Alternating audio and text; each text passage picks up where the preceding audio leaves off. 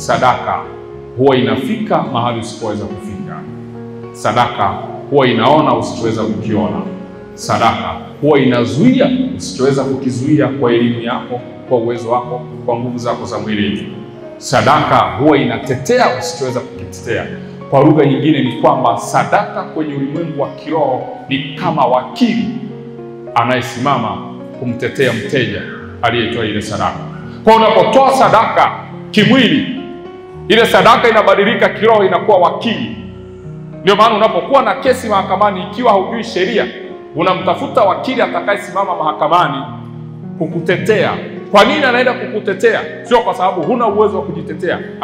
Ni kwa sababu hujui sheria unazoweza kusimamia ili ujitetee. Na kwenye ulimwengu wa kiroho, sadaka inasimama kama wakili anayekutetea. Ndio maana unapoitoa ni kama umeituma. Kwa wanapotokea watu wanaokushtaki kwenye ulimwengu wa kiroho, ile sadaka inasimama kwa niaba yako kutetea kwamba hapana, huyu ametamkiwa baraka, kwa nini unatamka laana juu yake? Huyu ametamkiwa kuwa na watoto, kwa nini unatamka kwamba hatakuwa na watoto? Huyu ametamkiwa kuwa na biashara kubwa, kwa nini unamzuia kwamba atakuwa maskini? Sadaka inasimama kama wakili kwenye ulimwengu wa kiroho na kumtetea mteja wake.